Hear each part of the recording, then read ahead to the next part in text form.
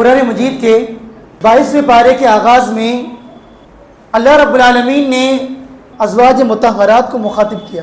اس کا تعلق 21ویں پارے کے آخر سے کہ یہ سورہ احزاب بھی چل رہی ہے. ہوا کیا کہ جب ازواج مطہرات نے دیکھا کہ انصار کی جو عورتیں ہیں انہوں نے خوب نان و نقہ شروع کر دیا یا وہ خوب طاقتور بن گئی، جب ان کے شوہر مال و دولت کے اعتبار سے خوشحال بنے، تو جب ان کے اندر فراوانی آئی تو ہماری ماؤں نے بھی یہ کہنا شروع کر دیا کہ ہمارا بھی نان و نفقہ بڑھایا جائے. تو اللہ کے نبی علیہ الصلوۃ والسلام کو یہ ادا پسند نہیں ہے، کیونکہ نبی علیہ الصلوۃ والسلام تو دنیا سے بے رغبت تھے. اللہ کے نبی علیہ الصلوۃ والسلام نے ازواج مطہرات کو چھوڑ دیا. 1 مہینہ گزرا، اب اللہ رب العالمین نے قرآن میں آیت اتار دی. کیا فرماتا اللہ؟ یا ایھا النبی قل لازواجک ان کنتن تردن الحیاۃ الدنیا وزینتها فتعالین امتعکن واسرحکن سراحا جمیلا. اللہ فرماتا ہے نبی جناب محمد رسول اللہ صلی اللہ علیہ وآلہ وسلم، آپ اپنی بیویوں سے یہ کہہ دیں کہ اگر تم دنیا چاہتی ہو تو آؤ میرے پاس میں دنیاوی سامان تمہیں دے دیتا ہوں اور تمہیں یہ سامان دے کر کے رخصت کر دیتا ہوں. وَإِن كُنتُنَّ تُرِدْنَ اللَّهَ وَرَسُولَهُ وَالدَّارَ الْآخِرَةَ فَإِنَّ اللَّهَ أَعَدَّ لِلْمُحْسِنَاتِ مِنكُنَّ أَجْرًا عَظِيمًا. لیکن اگر تم اللہ کو چاہتی ہو اور اس کے رسول کو چاہتی ہو اور آخرت کو چاہتی ہو تو پھر یہ سوال مت کرو، پھر جو آخرت میں اللہ نے تمہارے لیے تیار کر رکھا ہے وہ بہتر ہے. مسئلہ کیا نکلا کہ اللہ کے نبی نے ازواج مطہرات کو اختیار دے دیا، یا تو دنیا چن لو یا اللہ اس کا رسول چن لو. اب کیا ہوا؟ اللہ کے نبی علیہ الصلوۃ والسلام ہماری ماں عائشہ رضی اللہ عنہ کے پاس میں آئے، کہا کہ عائشہ تو یا تو اللہ اس کے رسول کو چن لے یا دنیا کو چن لے، اور تو خود فیصلہ مت کر، اپنے والدین سے مشورہ کر لے. تو ہماری ماں کیا جواب دیتی؟ کہا کہ اللہ کے رسول، میں کبھی اللہ اور اس کے رسول کے مقابلے میں دنیا کو چن سکتی ہوں؟ کبھی نہیں چن سکتی. اور پھر جیسے ہماری ماں عائشہ رضی اللہ عنہ نے کہا، سارے ازواج مطہرات نے وہی کہا. اب آگے چل کے اللہ رب العالمین 22ویں پارے کے آغاز میں یہی مخاطب ازواج مطہرات ہیں اور ان کے توسط سے پوری امت مسلمہ کی عورتیں ہیں. دیکھیں اللہ کیا فرماتا ہے، وَمَن يَقْنُتْ مِنكُنَّ لِلَّهِ وَرَسُولِهِ، تم میں سے جو عورتیں اللہ اور اس کے رسول کی فرما بردار ہیں، وَتَعْمَلْ صَالِحًا نُؤْتِهَا أَجْرَهَا مَرَّتَيْنِ، اور جو نیک اعمال کرنے والی ہیں ہم ایسی عورتوں کو دوہرا اجر دیں گے.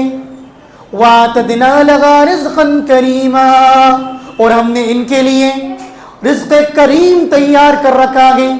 یا نساء النبی لستن کاحد من النساء، اے نبی کی بیویوں تم عام عورتوں کی طرح نہیں ہو. ان اتقیتن فلا تخضعن بالقول، اگر تم اللہ سے ڈرنے والی ہو، تم تقوی اختیار کرنے والی ہو تو بات کرتے ہوئے کسی سے لچک سے بات مت کرو.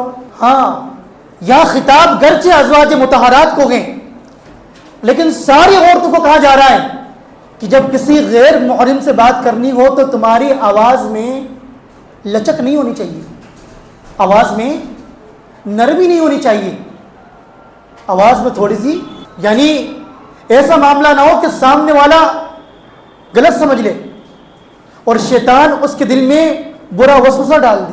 تو اسی لیے گھر کی خواتین کو بھی سمجھائیں. ابھی جا رہے نا شاپنگ کرنے کے لیے، کپڑے والوں کے پاس میں، چوڑی والوں کے پاس میں، لچک میں بات نہیں کرنی ہے، نرم آواز میں بات نہیں کرنی ہے، بلکہ بات کیسی کرنی ہے؟ پردے میں ہو اور بات کے اندر زور ہو.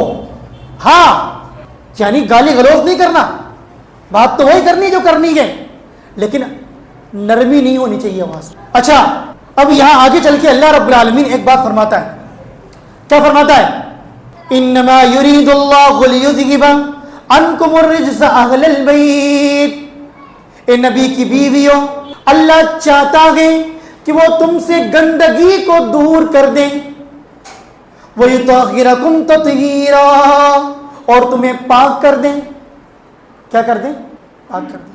اب یہ جو قرآن کی آیت ہے وہ کن کے لیے گئے؟ شیعہ جو ہمارا فرقہ ہے، جو گروہ ہے، وہ کہتا ہے کہ بھائی اللہ کے نبی کے جو اہل بیت ہیں وہ کون گئے؟ پاک پنجتن. کتنے ہیں؟ پاک پنجتن. محمد رسول اللہ صلی اللہ علیہ وسلم، علی رضی اللہ عنہ، فاطمہ رضی اللہ عنہ، حسن اور حسین. کہا بس یہی ہے. کہا کہ پھر نبی کی بیویاں کیا ہے؟ کہا کہ وہ نہیں ہے. جبکہ قرآن میں اللہ رب العالمین نے یہ جو آیت اتاری گئی اور آگے اور جو پیچھے خطاب گئے وہ کس کو گئے؟ اللہ کے نبی کی بیویوں. اللہ نے کیا کہا اس ٹکڑے سے پہلے؟ وَقَرْنَ فِي بُيُوتِكُنَّ وَلَا تَبَرَّجْنَ تَبَرُّجَ الْجَاهِلِيَّةِ الْأُولَى. اے نبی کی بیویوں تم گھروں کے اندر ٹھہری رہو اور زمانہ جاہلیت کی طرح بناؤ سنگار کرتی نہ پھرو. وَأَقِمْنَ الصَّلَاةَ، نماز قائم کرو. وَآتِينَ الزَّكَاةَ، زکات ادا کرو. وَأَطِيعْنَ اللَّهَ وَرَسُولَهُ، اور اللہ اور اس کے رسول کی اطاعت کرتی رہو. اب آگے اللہ فرماتا ہے انما یرید اللہ لیذہب عنکم الرجس اہل البیت ویطہرکم تطہیرا. ایسا اس لیے اللہ چاہتا ہے کہ تم سے، اے اہل بیت، اے نبی کے گھر والوں، اللہ چاہتا ہے کہ تم سے گندگی کو دور کر دے اور تو پوری طرح تمہیں پاک و صاف کر دے. مخاطب کون ہے؟ نبی کی بیویاں. لوگ کہتے ہیں صحیح مسلم کی حدیث ہے، جب یہ آیت اتری تو اللہ کے نبی نے علی رضی اللہ عنہ، فاطمہ رضی اللہ عنہ، حسن حسین رضی اللہ عنہ کو بلایا، ان کو چادر میں لیا اور کہا کہ یا اللہ یہ میرے اہل بیت ہیں. کہا کہ تمہاری صحیح مسلم میں یہ حدیث موجود ہے. تو اس کا کیا جواب؟ جواب یہ کہ قرآن کی روح سے اہل بیت کون ہیں؟ ازواج مطہرات. اور حدیث کی روح سے علی رضی اللہ عنہ اور حسن حسین رضی اللہ عنہما اور فاطمہ رضی اللہ عنہا بھی اللہ کے نبی کے اہل بیت میں شامل ہیں. دونوں شامل ہیں ماشاءاللہ. اب دیکھیں آگے اللہ عالمین کیا فرماتا ہے؟ وَمَا كَانَ لِمُؤْمِنٍ وَلَا مُؤْمِنَةٍ إِذَا قَضَى اللَّهُ وَرَسُولُهُ أَمْرًا أَن يَكُونَ لَهُمُ الْخِيَرَةُ مِنْ أَمْرِهِمْ. کسی مومن مرد کے لیے اور کسی مومنہ عورت کے لیے یہ ہرگز جائز نہیں جب اللہ اور اس کے رسول کسی معاملے میں فیصلہ کر دیں تو اس کے اندر ان کو کوئی اختیار پھر باقی رہ جائے. ہاں، جہاں اللہ اور اس کے رسول کا حکم آ جائے، وہ چاہے تمہاری خواہشات کے خلاف ہی کیوں نہ ہو، تمہیں اللہ اور اس کے رسول کی بات کو ماننا ہے. جب زید رضی اللہ عنہ کے نکاح کا پیغام اللہ کے نبی نے اپنی پھوپھی ذات بہن زینب بنت جحش رضی اللہ عنہ کو بھیجا تو کہنے لگی میں تو اونچے خاندان، اور زید کون ہے؟ یہ تو غلام تھے، اللہ کے نبی نے آزاد کیا، تو بھلا میں کیسے قبول کر لوں؟ اللہ نے آیت اتار دی. کہا جب نبی کا حکم آ جائے تو تمہیں ماننا ہے، تمہیں قبول کرنا ہے. اور پھر ماشاءاللہ جب یہ آیت اتری تو اللہ رب العالمین کے اس حکم کو اور اللہ کے نبی کی اس بات کو زینب بنت جحش رضی اللہ عنہا نے قبول کیا. ہاں، آج بھی ہمارے ساتھ میں یہ ہونا چاہیے. ہماری خواہشات کچھ کہیں، سود کھا لے، زنا کر لے، نمازیں چھوڑ دیں، لیکن نبی کا حکم ہے کہ نمازیں قائم کرو، زنا کے قریب مت جانا، سود کا ایک لقمہ تمہارے پیٹ میں نہیں جانا چاہیے، سب کچھ چھوڑ دو. اور اس سے چھوٹی بات، شیطان کہتا ہے اپنی داڑھی کو صاف کر، ہیرو بن کے گھوم، خوبصورت لگے گا. نبی نے کیا کہا؟ لوگوں داڑھی رکھو، وعفوا اللحى. تو اللہ کیا فرماتا کہ نبی کے فیصلے کو مقدم کرو. شریعت کے ہر معاملے کے اندر جو نبی نے اپنایا وہ تم اپناؤ. اگر تم یہ کرو گے تو تمہاری زندگی دنیا کے اندر بھی بہتر بنے گی، انشاءاللہ آخرت کے اندر بھی بہتر بنے گی. اب دیکھیں اللہ نے ایک محکم بات بیان کر دی. کیا فرمایا اللہ نے؟ ما كان محمد ابا احد من رجالكم ولكن رسول اللہ وخاتم النبیین. اللہ فرماتا ہے محمد صلی اللہ علیہ وسلم تم میں سے کسی مرد کے باپ نہیں ہیں، مرد کے. اور اللہ کا کرنا دیکھے کہ اللہ رب العالمین نے نبی کو جو بیٹے دیے ان میں سے کوئی زندہ نہیں رہا. کتنے بیٹے تھے اللہ کے نبی کے؟ 3 بیٹے. کیا نام تھا؟ عبداللہ، قاسم، ابراہیم. لیکن تینوں بچپنے میں چلے گئے. تو اللہ نے کیا کہا؟ کسی مرد کے نبی باپ نہیں ہیں، اور جو زید رضی اللہ عنہ کو لے پالک بیٹا بنایا ہوا تھا ان کے بھی باپ نہیں ہیں. اللہ نے سب ختم کر دیا. کون ہے اب؟ وَلَٰكِن رَّسُولَ اللَّهِ وَخَاتَمَ النَّبِيِّينَ. آپ اللہ کے رسول ہیں اور آخری نبی ہیں. کیا گئے؟ اللہ کے رسول ہیں اور آخری نبی ہیں. آپ کے بعد دنیا میں کوئی نبی نہیں آئے گا. اچھا، اللہ کے نبی علیہ السلام کے بعد میں کوئی نبی اگر ہوتا تو کون ہوتے؟ عمر رضی اللہ عنہ. بعض لوگ کہتے ہیں کہ بھئی علی ہوتے. کہا کیا دلیل؟ کہا کہ اللہ کے نبی ایک غزوے میں جانے لگے تو اللہ کے نبی نے پیچھے علی رضی اللہ عنہ کو چھوڑ دیا. تو علی رضی اللہ عنہ کہنے لگے اللہ کے نبی آپ مجھے کہاں بچوں میں عورتوں میں چھوڑ کر کے جا رہے ہیں، مجھے بھی ساتھ لے کے چلیں. تو اللہ کے نبی نے فرمایا کہ علی کیا تیرے لیے یہ کافی نہیں ہے کہ تم میرے ساتھ میں وہی نسبت رکھتا ہے جو موسیٰ علیہ السلام کے ساتھ میں ہارون علیہ السلام کی تھی، لیکن میرے بعد کوئی نبی نہیں. اب لوگوں نے کہا کہ دیکھو یہاں اللہ کے نبی علیہ السلام نے علی رضی اللہ عنہ کو کیا کہا کہ تیری نسبت میرے ساتھ میں کون سی ہے؟ ہارون کی طرح. تو موسیٰ علیہ السلام کے ساتھ میں ہارون نبی تھے کہ نہیں تھے؟ کہا نہیں تھے. تو پھر تو وہ نبی بنیں گے.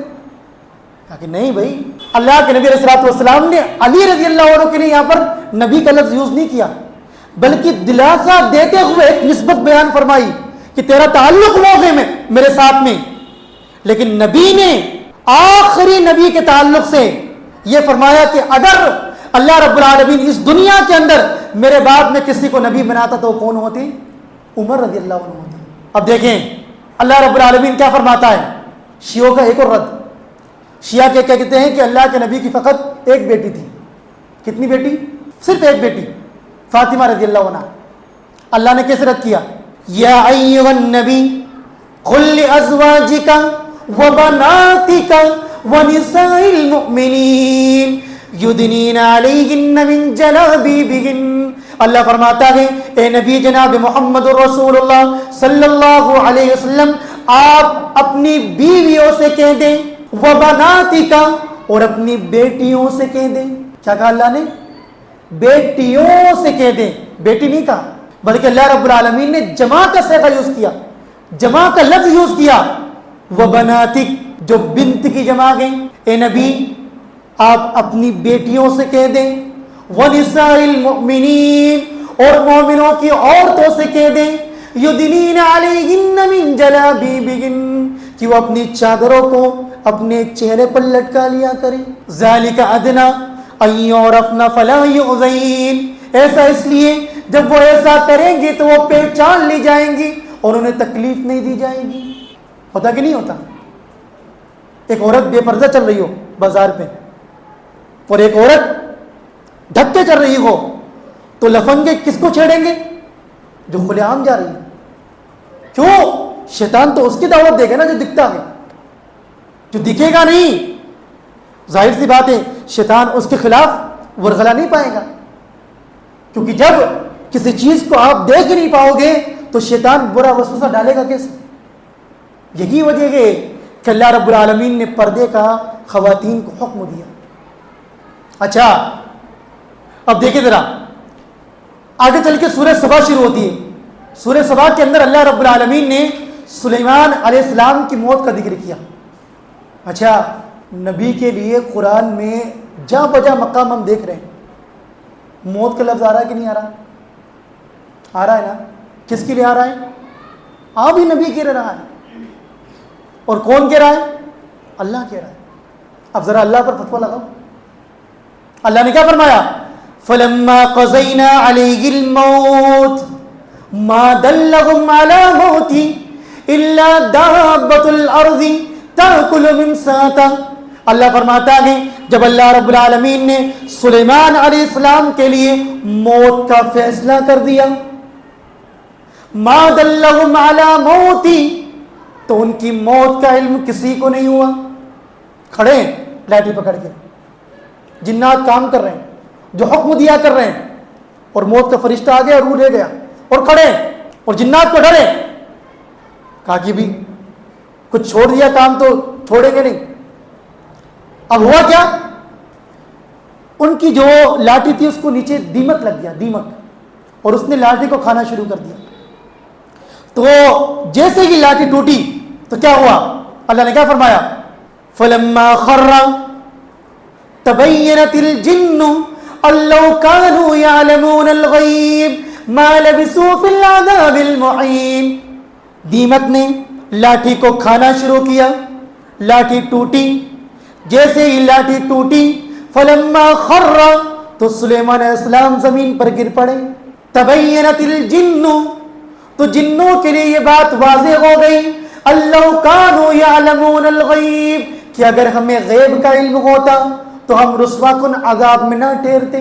کہا کہ یہ جو ہم لوگ چکر کاٹ رہے ہیں, یہ کام کر رہے ہیں, اگر ہمیں غیب کا علم ہوتا تو ہمیں پتہ لگ جاتا اور ہم پھر تو یہ گئے. اور یاد رکھنا یہیں سے معلوم ہوا کہ موت ہر نبی کو آنی, ہر نبی کو آنی. اور سلیمان علیہ السلام گر پڑے, خرا, اللہ نے یہ جملہ یوز کیا.